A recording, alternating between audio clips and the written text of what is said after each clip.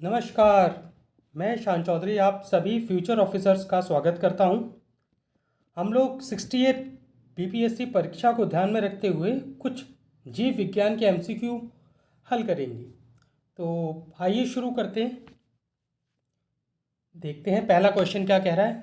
पहला क्वेश्चन कह रहा है कि who is known as father of biology. जीव विज्ञान के पिता के रूप में हम किसे जाना जाता है। तो यहाँ दिए गए ऑप्शनों में पहला ऑप्शन है अरस्तु। अरस्तु को, यह सही आंसर है, पहले इसको टिक कर लेते हैं फिर आगे बात करें। अरस्तु को जीव विज्ञान के पिता के रूप में जाना जाता है।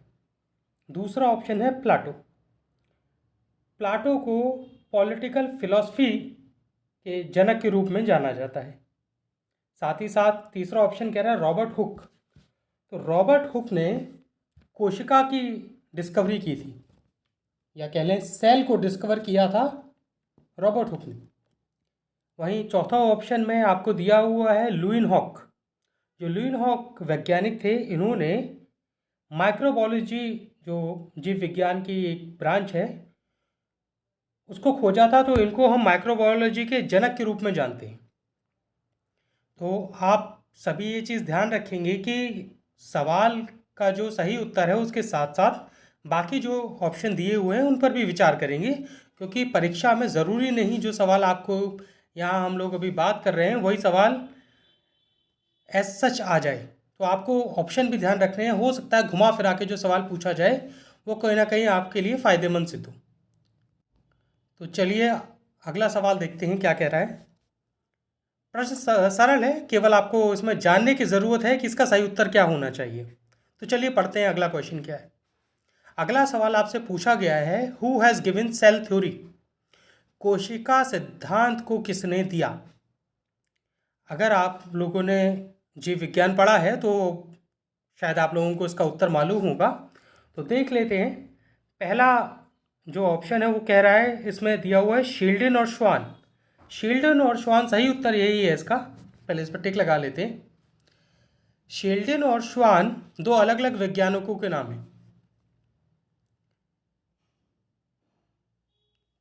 ये दोनों ही लोगों ने मिल के सेल थ्योरी को दिया था। तो इसका ऑप्शन ए हो जाएगा। बाकी रॉबर्ट हुक के बारे में मैंने आपको पीछे वाले जो प्रश्न था उसमें बताया था।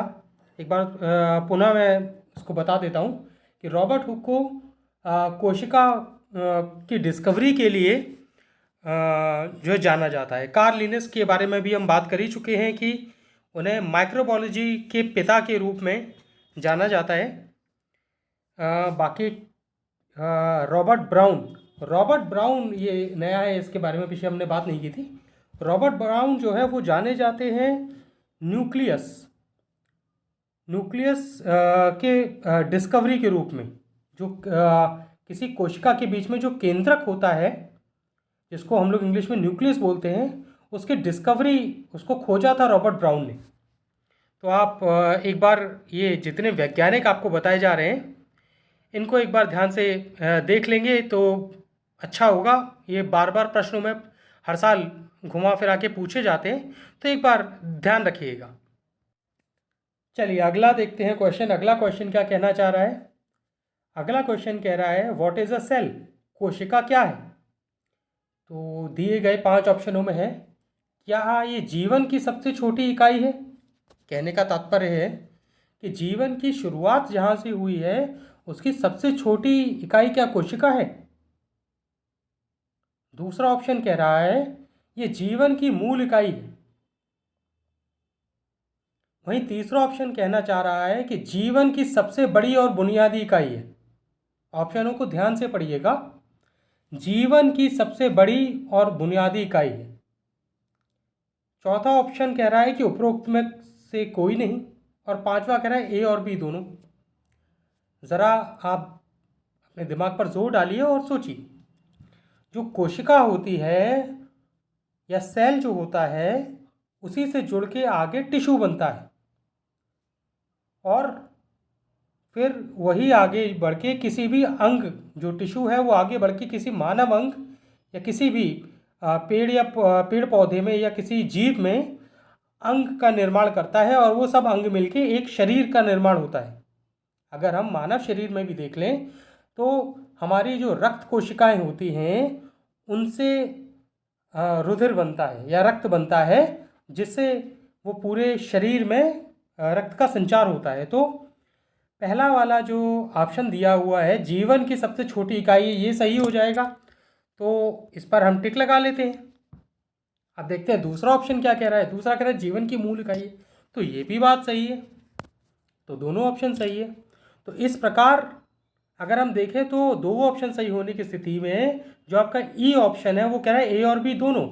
तो आपका जो सही ऑप्शन है वो हो जाएगा ई। साथ ही साथ अगर आप देखेंगे तो इसमें ऑप्शन सी नहीं होगा, जीवन की सबसे बड़ी इकाई नहीं हो सकता, क्योंकि जो कोशिका है वो जीवन की सबसे छोटी इकाई है। एक तरह से समझ लीजिए कि कोशिका है, कोशिका जब कई सारी कोशिकाएं मिलेंगी तो आगे चल के वो अंग बनाएंगी, और जब कई सारे अंग जो अलग अलग या विभिन्न कार्य कर रहे हैं वो सब मिलके एक शरीर का निर्माण करेंगे, जैसे मानव शरीर में होता है। तो मैं मान के चल रहा हूँ आपको ये बात समझ में आ गई होगी, और हम लोग आगे बढ़ते हैं, देखते हैं अगला सवाल क्या कह रहा है। चलिए तो देखते हैं अगला सवाल क्या कह रहा है। अगला सवाल आपसे पूछ रहा है निम्नलिखित में से किस कोशिका के पावर को पावर हाउस के रूप में जाना जाता है। तो बात कोशिका आ गई, तो कोशिका के अंदर क्या क्या ऑप्शन दिए, पहले हम ऑप्शन पढ़ लेते फिर देखेंगे कि इसका सही उत्तर क्या हो सकता है। तो ऑप्शन देखते हो। ऑप्शन पहला दिया माइटोकॉन्ड्रिया, दूसरा ऑप्शन दिया है साइटोप्लाज्म, तीसरा ऑप्शन दिया लाइसोसोम, चौथा ऑप्शन दिया नाभिक, और पांचवा दिया है डीएनए। तो ये जितने भी इसमें आपको ऑप्शन दिए हुए हैं वो सभी ऑप्शन जो है सेल के भीतर पाए जाने वाली कोशिका या कोशिका के अंदर पाए जाने वाले विभिन्न प्रकार के या कह सकते हैं इनके सब डिवीज़न हैं। कोशिका के छोटे छोटे रूप हैं। जिस प्रकार एक मानव शरीर में विभिन्न अंग होते हैं जो मानव शरीर को चलाते हैं, उसी प्रकार एक कोशिका के अंदर भी छोटे छोटे सब पार्टिकल होते हैं, या कह लीजिए सब ऑर्गेनल होते हैं, या जो कि सब मिलकर कोशिका का रूप बनाते हैं, और कोशिका फिर जो है वो आगे चल के बढ़ती है, जैसे हमने पीछे क्वेश्चन में बात की थी। तो बात की जा रही है कि पावर हाउस क्या होता है। देखिए अगर आप इस चीज़ को समझते हैं, पावर हाउस अगर हम अपने आसपास देखते हैं तो पावर हाउस का क्या काम होता है। पावर हाउस का काम होता है बिजली पैदा करना या बिजली का वितरण करना। तो अगर आप लोगों ने देखा होगा कि एनटीपीसी जो है वो बिजली बनाती है, आगे पावर हाउस के माध्यम से वो अलग अलग आपके घरों में पहुंचती है। तो पावर हाउस के दोनों ही काम होते हैं, बिजली को बनाना।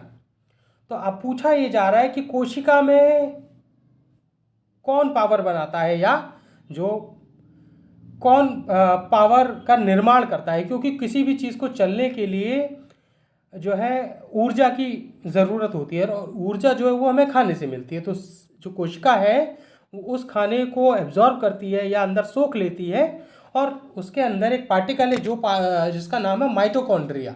हिंदी में भी माइटोकॉन्ड्रिया ही कहते हैं, इसको हम ऐसे याद रखेंगे। तो माइटोकॉन्ड्रिया एक पावर हाउस है। ये क्या करता है कि जब भी कोई सेल है आपका, जो कोशिका है, वो जब खाने को ग्रहण करती है तो माइटोकॉन्ड्रिया उस खाने को इस्तेमाल करके एनर्जी बनाता है या ऊर्जा का निर्माण करता है, जिससे जो कोशिका है उसकी जो भी ऊर्जा की ज़रूरतें हैं वो पूरी होती हैं। कि भाई सेल को भी तो कार्य करना, और कोई भी कार्य बगैर ऊर्जा के संभव नहीं।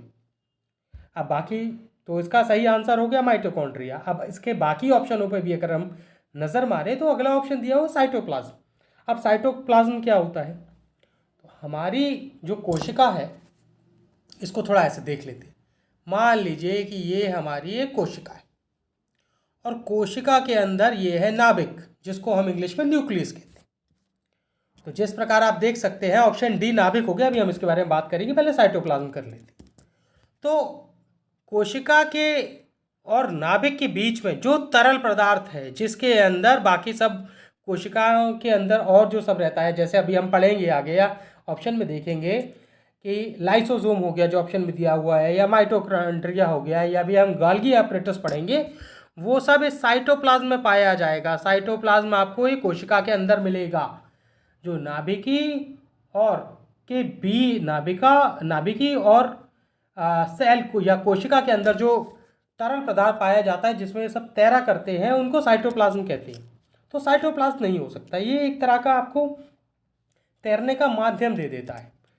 फिर बात करते हैं सी ऑप्शन की। सी ऑप्शन कह रहा है लाइसोसोम। अब ये लाइसोसोम क्या है? लाइसोसोम को अगर आप लोगों ने पढ़ा हो तो सुसाइड बैग्स कहा जाता है। इसका क्या काम होता है कि कोई भी कोशिका जब कोशिका के अंदर कोई भी पार्टिकल हो गया, जैसे माइटोकॉन्ड्रिया हो गया, जैसे इसमें दिया हुआ है, गाल्गी अपरेटस हो गया, ये जब खराब हो जाते हैं या बाहर से कोई कण है जो फॉरेन पार्टिकल है या कहते हैं जो सेल का अंग नहीं है और सेल के अंदर पहुंच जाता है, जो सेल को हानि पहुंचा सकता है, तो लाइसोसोम जो है उस पार्टिकल को या उस कण को अपने अंदर एब्जॉर्ब कर कर ख़त्म कर देता है। तो एक तरह से ये एक सैनिक का काम करता है या उसको ख़त्म कर देता है या मार देता है। या किसी कोशिका के अंदर कोई भी जो सह कोशिका है या माइटोकॉन्ड्रिया है या आपकी गोल्गी अपरेटस है, ये जब खराब हो जाते हैं तो लाइसोसोम क्या करता है, इनको एब्जॉर्ब कर देता है, उनको मार के ख़त्म कर देता है, जिससे आगे चल के कोई इन्फेक्शन ना फैले और सेल की मृत्यु ना हो जाए। तो हम ये मान के चल रहे हैं आपको लाइसोसोम समझ में आ गया होगा। अब बात करते हैं नाभिकी की। तो नाभिकी क्या है? नाभिकी को किसी कोशिका का मस्तिष्क कहा जाता है। मस्तिष्क ये सोचने समझने का और साथ ही साथ सेल का या कोशिका का क्या काम होगा, वो कैसे चलेगा, कहाँ से वो खाना उत्पन्न करेगा, बाकी और जो इसमें विभिन्न विभिन्न माइटोकॉन्ड्रिया, लाइसोसोम, गाल्गी अपरेटस, इन सब का क्या काम होगा और ये कैसे आपस में काम मिलजुल कर काम करके सेल या कोशिका का काम करेंगे, वो काम करने का काम नाभिक करता है। जिस प्रकार मनुष्य के शरीर में जो काम मस्तिष्क करता है कि सबको संभाल करके रखना, ये सुपरविजन का काम, वो सब काम नाभिक करता है। हर कोशिका में एक नाभिक होता है जो सेल को चलाता है। अब बात कर लेते हैं, मैं मान के चल रहा हूँ आपको ये नाभिक समझ में आ गया होगा। अब हम बात कर लेते हैं डीएनए की। तो डीएनए क्या है? डीएनए को कहते हैं डीऑक्सी न्यूक्लिक एसिड। ये एक अगर आप लोगों ने जीन सुना होगा तो ये जीन की एक बेसिक इकाई है, जो आगे चल के आप लोगों ने अगर जेनेटिक्स का नाम सुना हो तो जेनेटिक्स में डीएनए का काफ़ी इस्तेमाल होता है। अब जब हम आगे जेनेटिक्स का क्वेश्चन सॉल्व करेंगे तब इनके बारे में विस्तार से बात करेंगे। तो आगे बढ़ते हैं, देखते हैं अगला क्वेश्चन क्या है।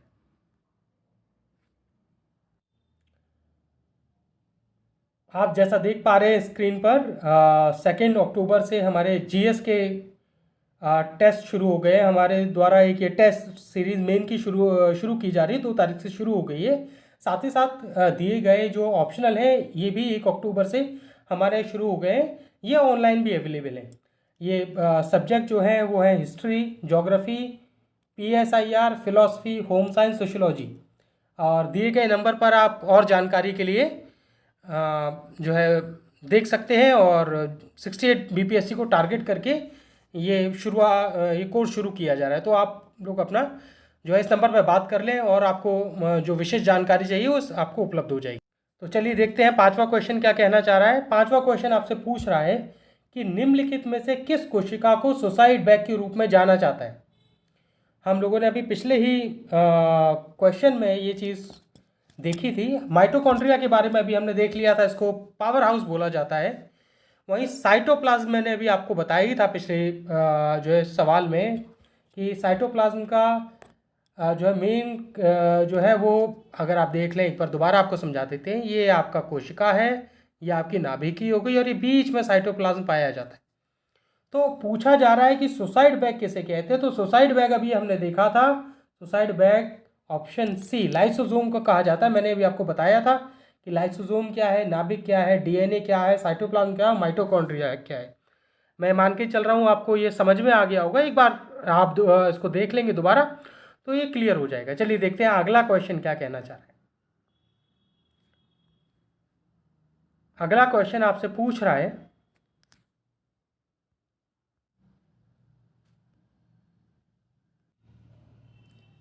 देखते हैं छठा क्वेश्चन क्या कह रहा है आपसे।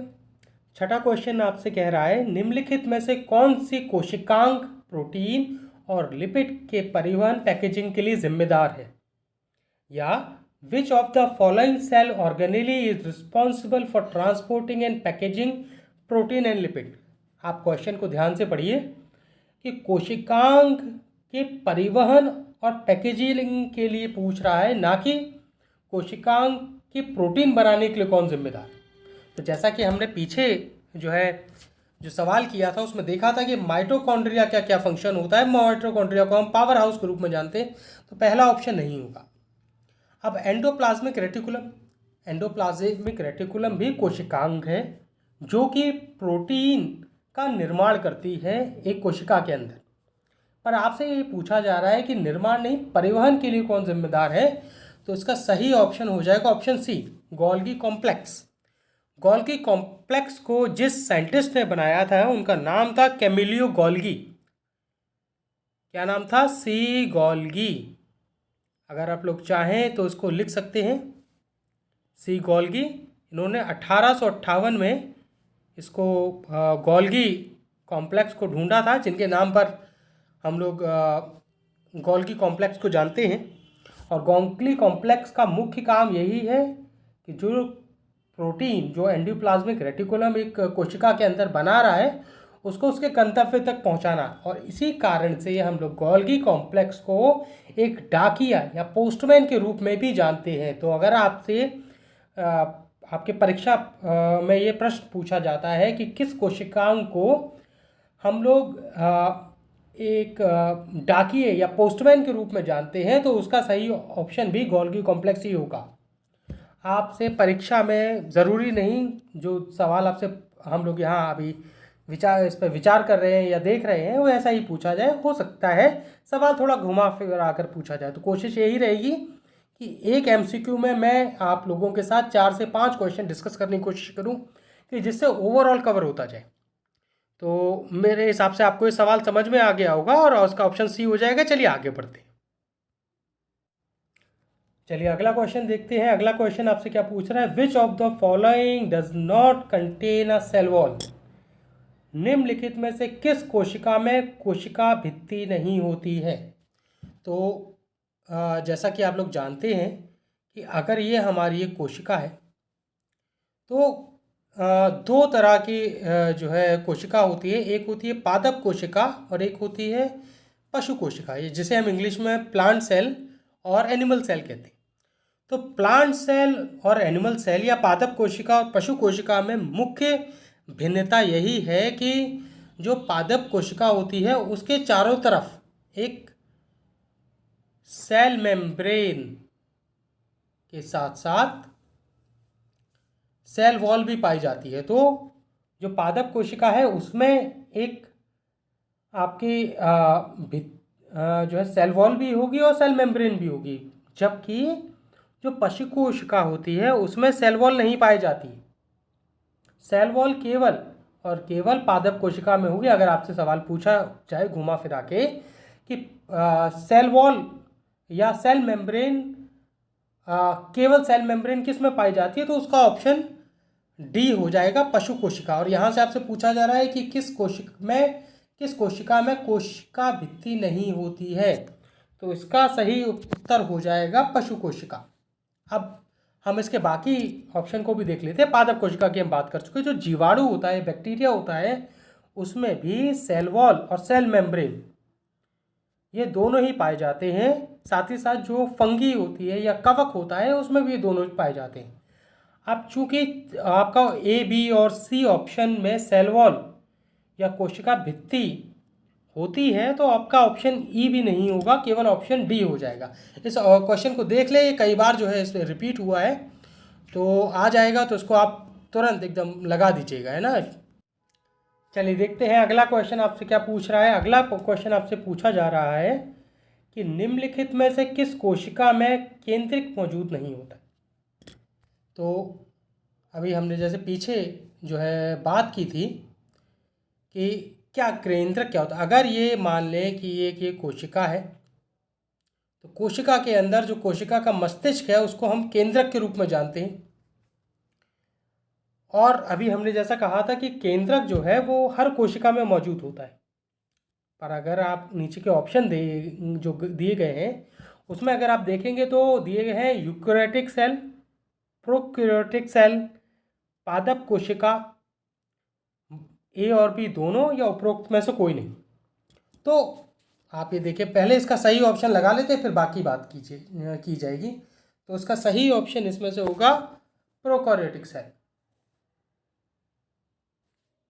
माफ कीजिएगा, ऑप्शन बी होगा। प्रोकैरियोटिक सेल की बात कर रहे थे और गलती से ये लगा दिया है, मैं माफ़ी चाहूँगा। इसका ऑप्शन बी होगा।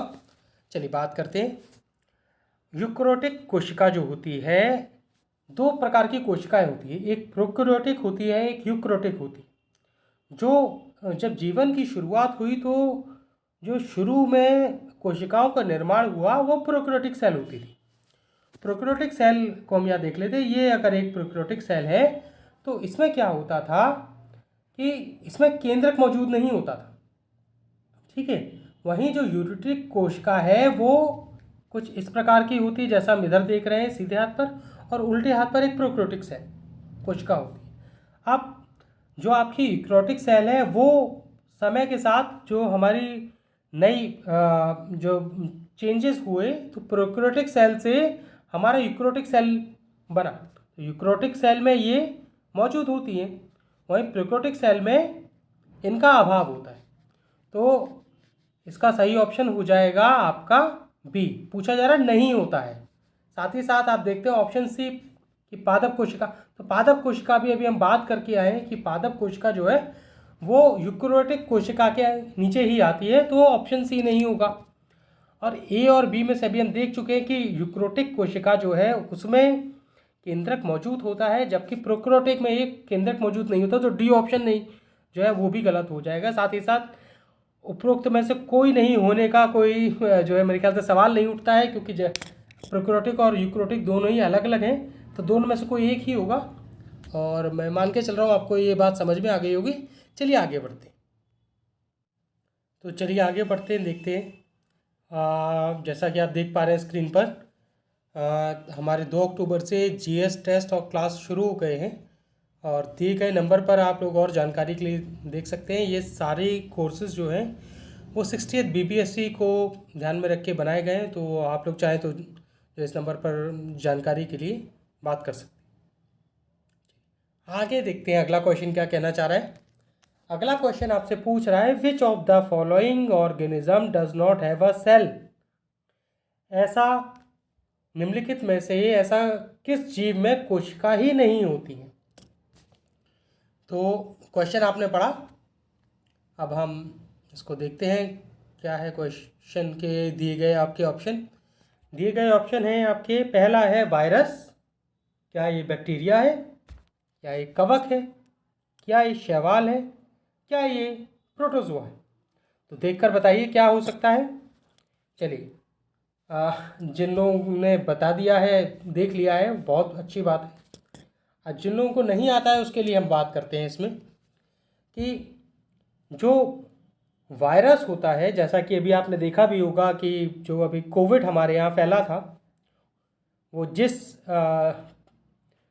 जीव की वजह से फैला था वो वायरस था, ठीक है। अगर जैसे आपने स्वाइन फ्लू का नाम सुना होगा, या आपने अभी कोविड देखा है, जैसे H1N1 सुना होगा, बर्ड फ्लू सुना होगा, ये सारे ही जो रोग हैं वो वायरस की वजह से ही फैलते हैं। तो वायरस ऐसा जीव है जो कि हम लोग कहते हैं जीवित और मृत के बीच में जो है आता है। अब ऐसा क्यों है? क्योंकि वायरस अकेला ऐसा जीव है जो अपने आप जिंदा नहीं है।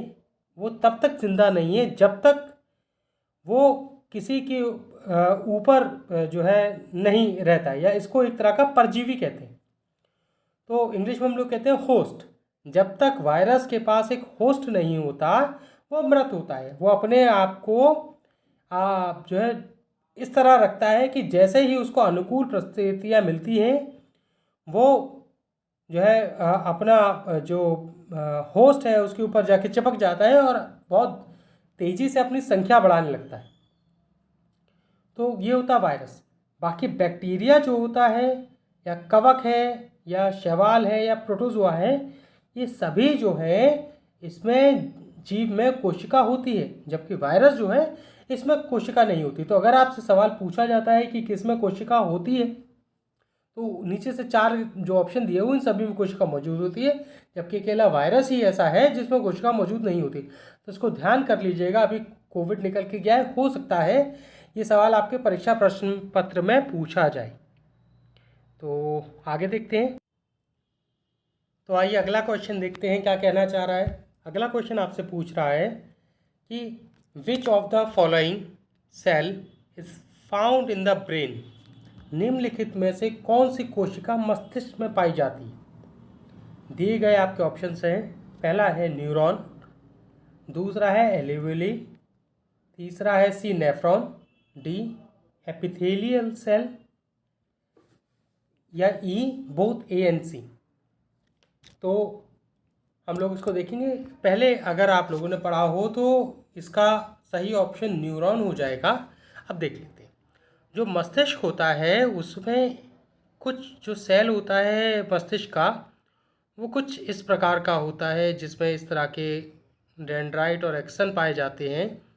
ये इस तरह का कुछ न्यूरॉन होता है, और ये सबसे लंबा सेल भी होता है आपके जो मानव शरीर का जो होता है। और सबसे बड़ी इसकी खासियत ये है कि न्यूरॉन जो है एक बार अगर मर जाते हैं तो दोबारा उत्पन्न नहीं होते।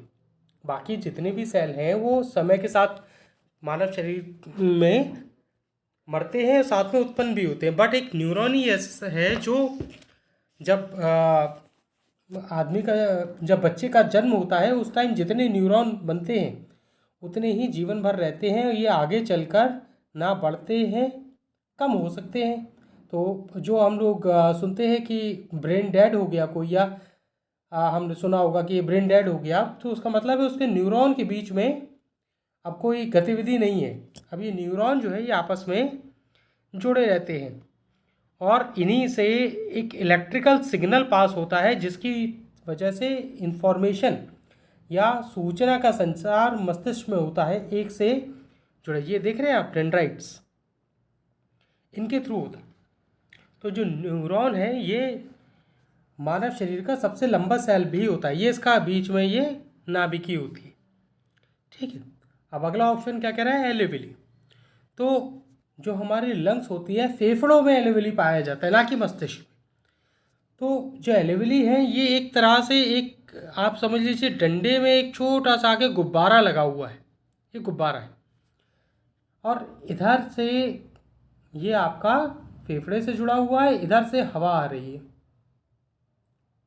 ये तो जब ये फैलता है तो इसके अंदर हवा आ जाती है और यहाँ से ये जाके अंदर फेफड़ों में पहुँच जाती है। वहीं जो है जब ये सिकुड़ता है तो हवा जो है जो आपकी CO2 है या कार्बन डाइऑक्साइड है वो बाहर चली जाती है, और जब ये फैलता है तो ऑक्सीजन जो है वो बाहर से आपके नाक से होकर एल्वेओली के थ्रू जो है लंग्स में पहुँचती है। और यही वो एल्वेओली है जो जिसकी वजह से आपका जो ऑक्सीजन आपके रक्त में या फिर ब्लड में मिलती है। पिछले साल यूपी PCS 2022 में सवाल आया था, तो ध्यान रखेंगे इसको। एल्वेओली मेरे ख्याल से समझ में आ गया होगा। अब बात कर लेते हैं नेफ्रॉन। अब नेफ्रॉन क्या है, तो नेफ्रॉन जो है वो किडनी में मिलता है, ना कि मस्तिष्क में। नेफ्रॉन का मेन कार्य होता है जो आपका ब्लड है या रक्त है उससे जो गंदगी है जिसको हम लोग कहते हैं जो यूरिया है वो जो है रक्त से अलग हो जाती है, और किडनी जो है ये छानने का काम करती है, एक तरह की छन्नी है। तो छन्नी जो है मानव जो अंग है किडनी, उसमें नेफ्रॉन ही कोशिका होती है जो ये आपके रक्त को छानती है, और इसका जो दूषित जो यूरिया है वो आपके पेशाब के रूप में किडनी से बाहर हो जाती है। तो नेफ्रॉन जो है वो अगर पूछा जाए कहाँ पाए जाते हैं तो आप उसका सही उत्तर लगा देंगे किडनी में। हो सकता है सवाल इस तरह आ जाए कि एल्वेओली कहाँ पाया जाता है, तो आप लगा देंगे फेफड़ों में या लंग्स में। न्यूरॉन का आपको पता ही चल गया मस्तिष्क में पाया जाता है। अब बात कर लेते हैं एपिथेलियल सेल क्या होता है। तो एपिथेलियल सेल जो होता है वो मानव की त्वचा में पाया जाता है, या ह्यूमन स्किन में जो सबसे ऊपर का पोर्शन होता है, जो ऊपर की सरफेस होती है, उसमें एपिथेलियल सेल पाया जाता है। एपिथेलियल सेल का मेन कार्य होता है आपकी त्वचा का जो मेन कार्य होता है वो आपके मानव अंगों को और जो उसके नीचे टिश्यू हैं उनको बाहर के एनवायरनमेंट से प्रोटेक्ट करना या बचाना, और कोई भी परजीवी हो या कोई भी कण हो जो आपके शरीर को नुकसान पहुंचा सकता है उसको रोकना। तो ये काम कौन करता है? Epithelial cell. तो ये कहाँ पाया जाता है? मानव की त्वचा में। तो इसका सही ऑप्शन क्या हो गया? न्यूरॉन। और बाकी एलुविली क्या होता है, नेफ्रॉन क्या होता है, एपिथेलियल सेल क्या होता है, ये मैंने आपको बता दिया। साथ ही साथ ऑप्शन ए और सी तो होगा नहीं। जब ए हो गया और सी हमने बात कर ली नेफ्रॉन में होता, तो कंफ्यूज मत करिएगा, न्यूरॉन और नेफ्रॉन दोनों अलग अलग हैं। न्यूरॉन मस्तिष्क में पाया जाता है, नेफ्रॉन किडनी में पाया जाता है। सुनने में शायद एक जैसे लग सकते हैं पर इन दोनों के कार्य अलग अलग हैं। तो ये आपको समझ में आ गया। अब आगे बढ़ते हैं।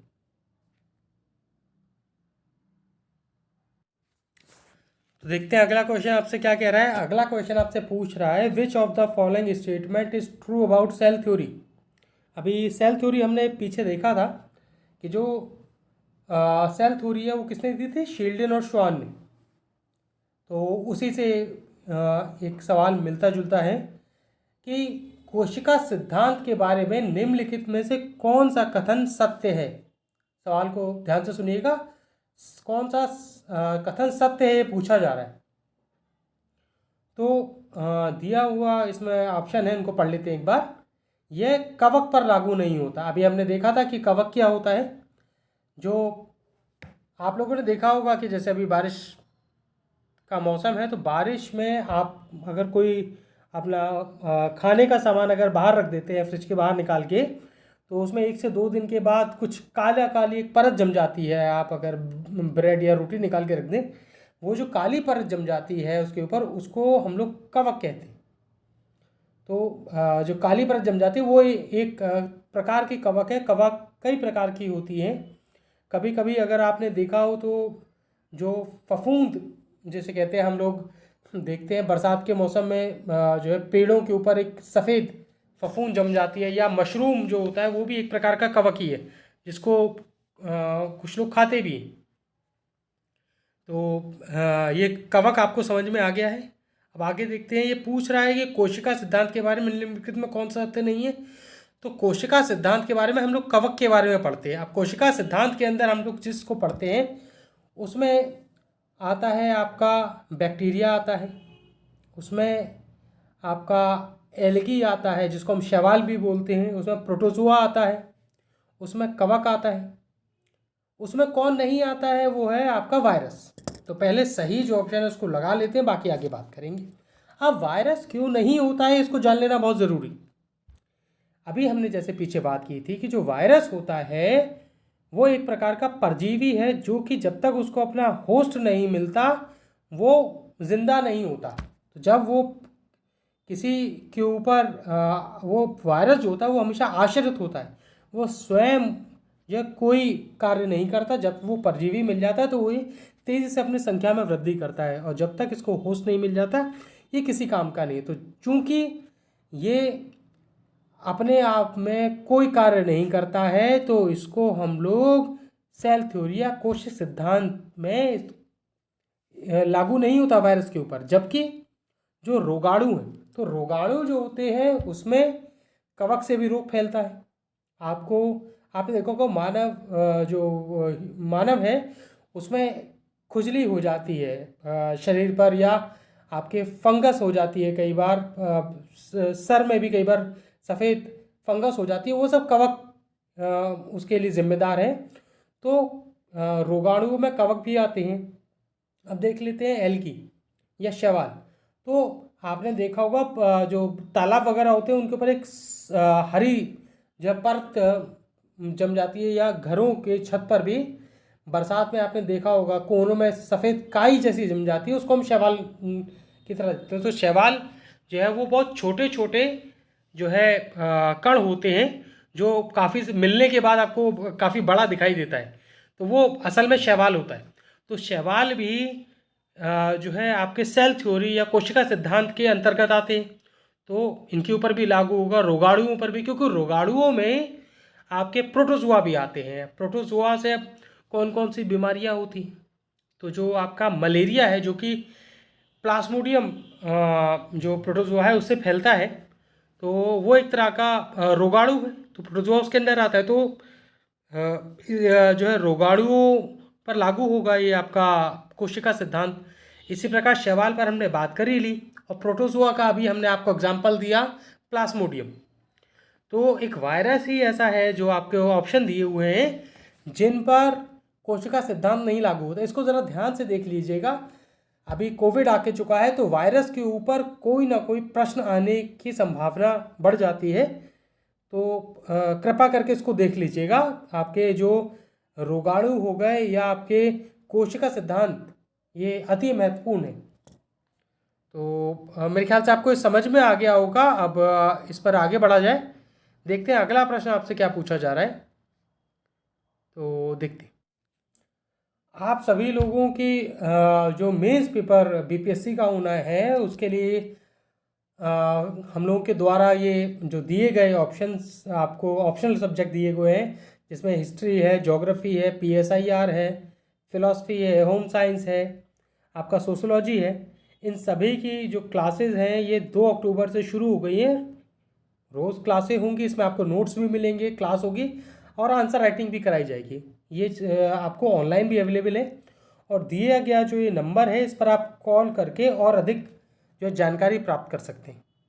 चलिए देखते हैं अगला सवाल आपका क्या पूछा जा रहा है। अगला सवाल आपसे ये कह रहा है कि which of the following cell organelle regulate the entry and exit of molecule to and fro from the cell. कहने का तात्पर्य हिंदी में देख लेते हैं। निम्नलिखित में से कौन सा कोशिकांग कोशिका में और उससे अणुओं के प्रवेश और निकास को नियंत्रित करता है? तो जैसा कि हमने अभी पीछे सवाल में देखा था कि ये आपकी कोशिका है, ये आपकी नाभिकी होगी। अब ये जो है इसको हम सेल मेम्ब्रेन बोलते हैं, ठीक है। अभी हमने देखा था ना कि बाहर ये सेल मेम्ब्रेन होती है, ये बाहर सेल की। अब ये दिए गए ऑप्शनों में देख लेते हैं। पहले लाइसोसोम क्या है? लाइसोसोम अभी हमने पढ़ा था कि सुसाइड बैग होते हैं। इसका काम होता है कि जो भी रक्त कोशिकांग माफ़ कीजिएगा, कोई भी कोशिकांग जो कोशिका के अंदर होता है वो खराब हो जाता है, या कोई बाहर से ऐसा जो है पार्टिकल आ जाता है जो कोशिका को खराब कर सकता है, तो उससे लड़ने के लिए जो है आपका लाइसोसोम प्रेजेंट होता है। तो लाइसोसोम चूंकि लड़ने का काम कर रहा है, अब ये कोशिका के अंदर कुछ प्रवेश करना चाह रहा है, उसको रोकने का काम नहीं करेगा। तो पहला ऑप्शन नहीं होगा। दूसरा, गोल्गी निकायों का क्या काम होता है? अभी हमने जैसे देखा था कि जो गोल्गी निकाय हैं उनका मुख्य कार्य क्या होता है, वो एक डाकी की तरह काम करती है। मतलब प्रोटीन को और लिपिड को या वसा को एक जगह से दूसरी जगह ले जाने का जो कार्य होता है वो गोल्गी निकाय दिखते हैं। अभी हम पीछे देख चुके हैं इस बात को। अगला ऑप्शन इसमें दिया हुआ है कोशिका झिल्ली या सेल मेम्ब्रेन, जिसके बारे में अभी हम बात कर रहे थे। उसका सही उत्तर यही हो जाएगा, इसको टिक कर लेते हैं। सेल मेम्ब्रेन आपके बाहरी जो है सेल पर प्रेजेंट रहती है। आप कोई भी जो कोशिका के अंदर खाना है, पानी है, हवा है, वो सब जो भी जाएगा वो उसके अंदर जाएगा। ये एक तरह के दरवाजे या दीवार का काम करता है। किसी भी चीज़ को अगर जाना है तो इससे होकर ही जाना पड़ेगा। तो जो चीज़ें इसको नहीं चाहिए उनको ये रोक देता है, ये नहीं जाएगा जी। और जिन चीज़ों की ज़रूरत है जैसे खाना या पानी है, वो आपकी कोशिका झिल्ली से होते हुए कोशिका के अंदर पहुंच जाएगा। तो नियंत्रित करने का काम कौन कर रहा है? कोशिका झिल्ली। इस चीज़ को याद रखिएगा। अगला ऑप्शन इसमें क्या दिया हुआ है? अगला ऑप्शन दिया हुआ है माइटोकॉन्ड्रिया। अभी हमने शुरू में ही देखा था, माइटोकॉन्ड्रिया का काम होता है, ये एक कोशिका के अंदर पावर हाउस का काम करता है। पावर हाउस का मतलब है ऊर्जा को बनाने का। जो भी खाना पानी जो है कोशिका झिल्ली या सेल मेम्ब्रेन की वजह की अंदर होते हुए जो कोशिका के अंदर आ रहा है वो माइटोकॉन्ड्रिया तक पहुंचता है, माइटोकॉन्ड्रिया ऊर्जा उत्पन्न करता है। तो ये हमने देख लिया था। आगे देखते हैं क्या ऑप्शन है।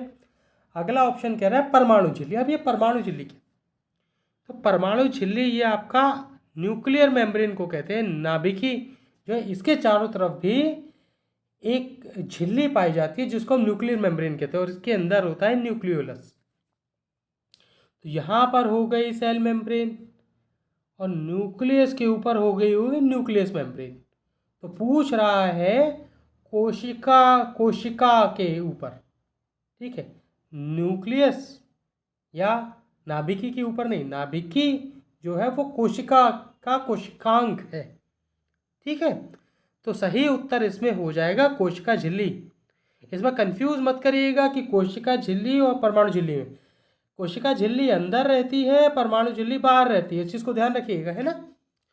अब मैं मान के चल रहा हूँ आपको ये lysosome, Golgi apparatus, cell membrane और माइटोकॉन्ड्रिया ये समझ में आ गए होंगे।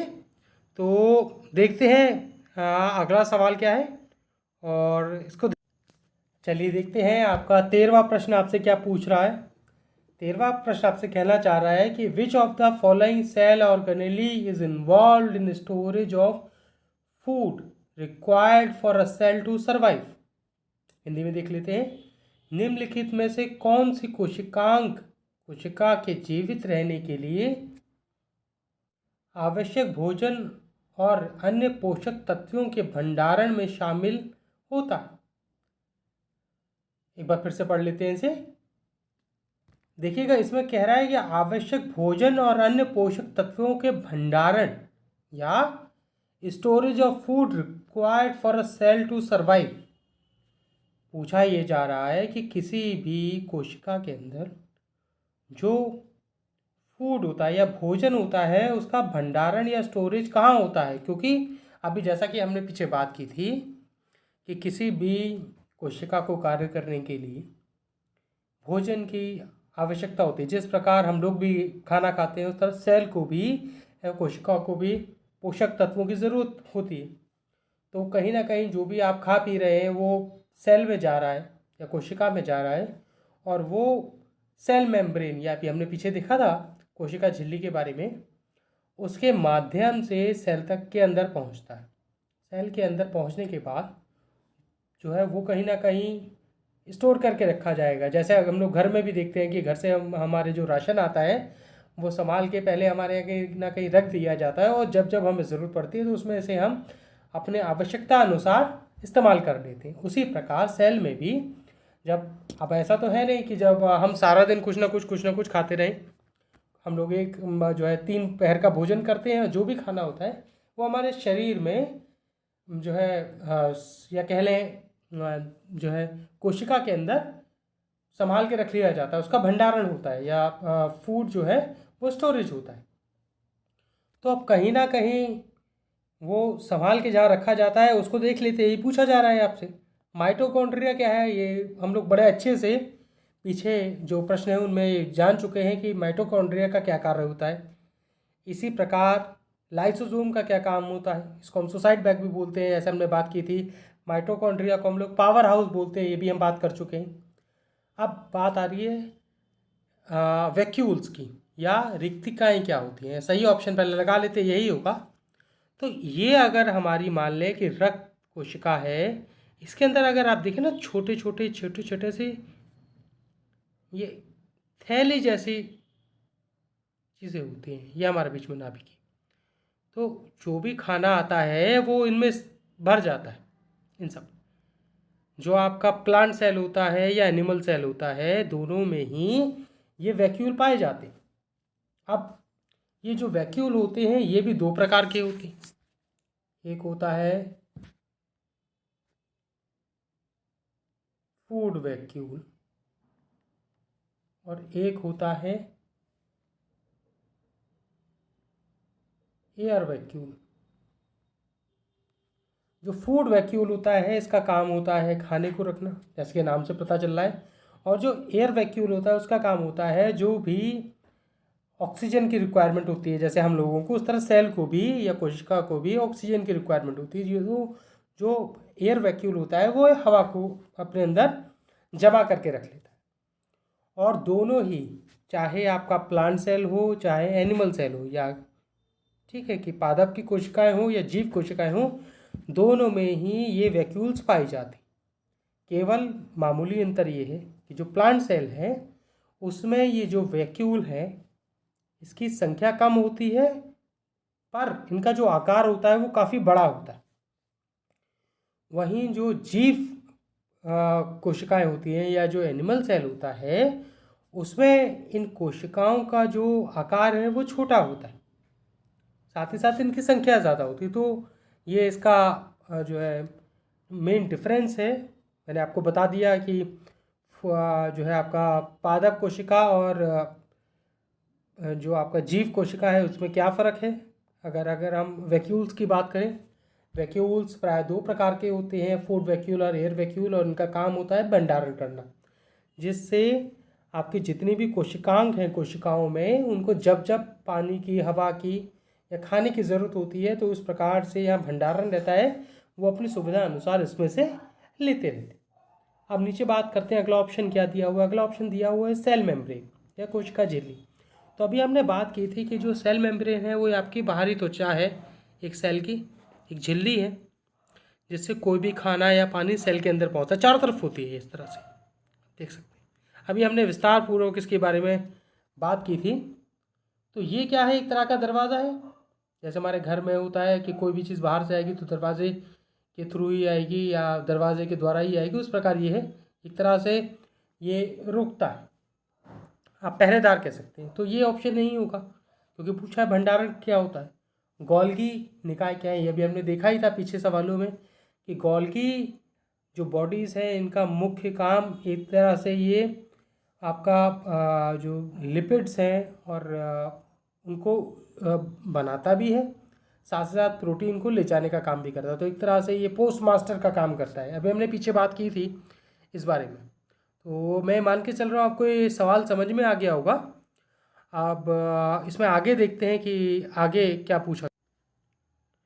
तो आपका अगला क्वेश्चन क्या पूछा जा रहा है। अगला आपसे क्वेश्चन पूछा जा रहा है कि which of the following statement is true about Golgi bodies, या निम्नलिखित में से कौन सा कथन गोल्गी निकायों के बारे में सही है। इसमें आपके ऑप्शन दिए गए हुए हैं। यह एक थैली जैसा अंग है, यह कणों को पूरी कोशिका में ले जाने में मदद करता है। तीसरा ऑप्शन है यह नाभिकी के पास स्थित है, यह सेल के अंदर मौजूद है, या उपरोक्त सभी। तो अगर आपको उसके बारे में जानकारी हो, एक बार इंग्लिश के ऑप्शन भी देख लेते हैं क्या कह रहे हैं। विच of the following statement is true about Golgi bodies. It is a sac like organelle, it helps in transporting the particle through the cell, it is located near nucleus, या D it is present inside cell, E all of the above. तो जैसा कि हमने अभी पीछे बात की थी कि अगर ये आपका एक कोशिका है, थोड़ा गलत बन गया तो ठीक कर लेते हैं, ये अगर आपकी एक कोशिका है इस प्रकार से बंद होती है, खुली नहीं होगी, उसके अंदर ये आपकी नाभिकी हो गई, यहाँ पर ना ये आपका इस तरह से कुछ इस प्रकार का आपका जो है गोल्गी बॉडीज़ या गोल्गी कॉम्प्लेक्स या गोल्गी एपरेटस, ये तीनों ही एक ही चीज़ हैं और हिंदी में भी इनको गोल्गी निकाय या गोल्गी एपरेटस ही बोलते हैं। तो परेशान मत होइएगा, अगर आपको समझ में ना आए तो एक बार इंग्लिश का ऑप्शन देख लीजिएगा, जो हिंदी वाले हैं और जो इंग्लिश वाले, उनके लिए मेरे ख्याल से गोल्गी बॉडीज़ गोल्गी एपरेटस दोनों ही ठीक रहेंगे। तो जैसा अभी हमने देखा था, एक थैली जैसा अंग है बिल्कुल, क्योंकि ये लिपिड या फैट्स का निर्माण करता है, तो ये थैली जैसा ये जो है इसमें पहले बनता है और उसके बाद ये अलग अलग सेल में ले जाने का कार्य भी करता है। ठीक है, तो पहला ऑप्शन सही हो जाएगा। ठीक है, आपको समझ में आ गया होगा। दूसरा ऑप्शन कह रहा है ये कणों को पूरे कोशिका में ले जाने में मदद करता है। अभी हमने पीछे बात की थी कि जो गोल्गी निकाय हैं इनका मेन जो कार्य है वो एक जगह से जो इसमें लिपिड बन रहे हैं या फैट बन रहा है उनको अपनी जगह से पूरी कोशिका में पहुंचाने का कार्य करता है। तो एक तरह से पोस्ट मास्टर भी है, अभी हमने देखा था। तो ये ले जाने का कार्य करता है, तो पोस्ट मास्टर है। पोस्ट मास्टर आपको याद रखने के लिए है और पूछा भी जा सकता है, तो ऑप्शन बी भी ठीक है। तीसरा ऑप्शन क्या कह रहा है, ये नाभिकी के पास थे, तो अभी हमने आपको बना के दिखा दिया है, ये नाभिकी के पास है, इसको याद रखिएगा। हो सकता है कि इससे मिलता जुलता आपको प्रश्न वहाँ एग्जाम में देखने को मिले। चौथा ऑप्शन आपको कह रहा है ये सेल के अंदर मौजूद है। अब जाहिर सी बात है कि जो गोल्गी ऑपरेटर्स है ये कोशिकांग है, तो सेल के भीतर ही होगा, सेल के बाहर तो हो नहीं सकता ना। कोशिकांग है तो जो आपका कोशिका है उसी का हिस्सा होगा, और जबकि हिस्सा है तो यहीं कहीं मौजूद होगा ना, बाहर तो हो नहीं सकता यहाँ पर कि यहाँ पर हो गया, ये सब तो हो नहीं सकता, यही अंदर कहीं ना कहीं मौजूद होगा ना। तो इस हिसाब से डी भी हो गया। तो इस हिसाब से आपका ए बी सी डी चारों ही ऑप्शन सही हैं। तो उसका सही उत्तर क्या हो जाएगा, ऑप्शन ई। इसको एक बार देख लीजिएगा, और मेरे हिसाब से ये आपको क्वेश्चन समझ में आ गया होगा। क्वेश्चन इंपॉर्टेंट है, एक बार देख लीजिएगा उसको दोबारा। चलिए आज ये क्वेश्चन देखते हैं। देखिए अभी हमने पीछे आपसे बात की थी कि प्रोकैरियोटिक सेल और यूकैरियोटिक सेल में क्या फ़र्क होता है। देखिए ये यूकैरियोटिक सेल है, जो प्रोकैरियोटिक सेल होता है उसमें जो है न्यूक्लियस मौजूद नहीं होता है, अभी हमने पीछे देख चुके हैं। क्योंकि जो शुरुआती दौर में जो भी जीव बने या जिनको हम कहते हैं जीवाणु जो बने, उसमें क्या था कि वो न्यूक्लियस नहीं होता था, और जो बाद में उनसे विकसित हुए जो यूकैरियोटिक सेल बने उसमें न्यूक्लियर मेम्ब्रेन प्रेजेंट थी। ठीक है, ये न्यूक्लियर मेम्ब्रेन यहाँ रहती है, अभी हमने पीछे देखा था। तो जो इसमें न्यूक्लियर मेम्ब्रेन होने की वजह से जो न्यूक्लियस है वो पूर्ण तरह से विकसित होता है। और आपको जो ऑप्शन दिए गए हैं वो आपसे क्या कह रहे हैं कि ये प्रोकैरियोटिक में अनुपस्थित होता है, कहने का मतलब ये है अनुपस्थित होता है।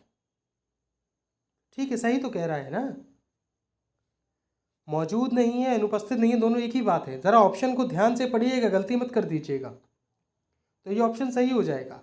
ऑप्शन बी आपका क्या कह रहा है, यह यूकैरियोटिक्स में मौजूद है। तो अभी हमने देख ही लिया कि यूकैरियोटिक सेल में बीच में मौजूद होता है। ठीक है, आपका ये ठीक है ना, न्यूक्लियर मेम्ब्रेन आपको समझ में आ गया होगा। तीसरा ऑप्शन आपका क्या कह रहा है, इसे कोशिका का मस्तिष्क कहा जाता है। तो जब हम पीछे भी सवालों में डिस्कस ये बात कर रहे थे आपसे कि कोशिका का मस्तिष्क क्यों कहा जाता है, ये क्या करता है, आपका न्यूक्लियस जो होता है ये कोशिका के अंदर जितने भी कोशिकांग होते हैं ये उन सब का जो है क्या कार्य करना है और कैसे कार्य करना है उसको ही निर्धारित करता है। जिस प्रकार मानव शरीर में जो काम मस्तिष्क करता है वही काम एक कोशिका के अंदर न्यूक्लियस का होता है। एक तरह से सुपरवाइज़र होता है जो ये सब देखता है कि अलग अलग जितने भी कोशिकांग है या सेल ऑर्गेनेली हैं कि उनका फंक्शन कैसे किया जाएगा। ठीक है, अब इसका ऑप्शन डी देख लेते हैं। तो पहले लगा लेते कौन कौन से ठीक है। देखिए हमने देखा था ए ऑप्शन भी ठीक है, इसका बी ऑप्शन भी ठीक है, इसका सी ऑप्शन भी ठीक है। तो इसका अगला ऑप्शन क्या है, डी। इसमें डीएनए और अन्य आनुवांशिक सामग्री होती, तो ये ऑप्शन भी ठीक हो जाएगा। अब ये जो आपका एक सेल हो गया, ये इसके अंदर न्यूक्लियस हो गया। तो जो आप ने पढ़ा होगा कि डीएनए जो होता है वो न्यूक्लियस के अंदर बनता है। डीएनए का क्या काम होता है, डीएनए का या जेनेटिक मटेरियल का काम होता है कि जब भी सेल डिवीज़न होता है, कोई भी सेल जब विभाजित होता है तो जो उसके जो पेरेंट है, या एक अगर ये सेल है ये दो छोटे छोटे सेलों में विभाजित हो रहा है, तो इसकी जो जानकारी है वो सारी इन दोनों में बराबर तरीके से मौजूद हो, ये काम करता है डीएनए या जीन्स के थ्रू ये जानकारी यहाँ तक पहुँचती। और ये सब काम कहाँ होता है, न्यूक्लियस के अंदर। तो जब ये सब न्यूक्लियस के अंदर हो रहा है तो जो डीएनए है या आपका जेनेटिक मटेरियल है या आनुवांशिक सामग्री है वो कहाँ पाई जाएगी, न्यूक्लियस के अंदर। तो ये ऑप्शन भी सही हो गया। तो इसके चारों ऑप्शन सही है, इसका सही ऑप्शन हो जाएगा ई। आप ये देख सकते हैं, ये प्रोकैरियोटिक्स में मौजूद होता है, प्रोकैरियोटिक्स में अनुपस्थित होता है, यूकैरियोटिक्स में मौजूद होता है। ये हमने विस्तार से बात कर ली है इस बारे में। कोशिका का मस्तिष्क कहा जाता है, इस बारे में भी बात कर चुके हैं। डीएनए और आनुवंशिक सामग्री होती है। तो चूंकि चारों ऑप्शन सही हैं, तो ये सारे ऑप्शन उपयुक्त सभी इसमें सही होंगे। मैं ये मान के चल रहा हूँ आपको ये जो है सवाल समझ में आ गया होगा। और इसी के साथ ये सेशन ख़त्म होता है। आज हमने कुछ बेसिक जो है जीव विज्ञान या बायोलॉजी के सेल थ्योरी के जो है सवाल आप लोगों के साथ डिस्कस किए। और मैं रोज़ आप लोगों के लिए कुछ सवाल लेके आता रहूँगा, जिससे आपकी जो तैयारी है वो अच्छी हो सके और आप लोगों को एग्ज़ाम में एक एज मिल सके। और इसी चीज़ को ध्यान में रखते हुए हमारी कोचिंग द्वारा 68 बीपीएससी के लिए 3 अक्टूबर से जो है मेंस की क्लासेस शुरू हो गई हैं और प्री के लिए 2 अक्टूबर से बैचेस शुरू हो गए। अगर आप लोग ज्वाइन करना चाहें तो पीछे जो है वीडियो को बैक करके देख लीजिएगा, उसमें नंबर दिया हुआ है। अभी के लिए नमस्कार, आज्ञा दीजिएगा।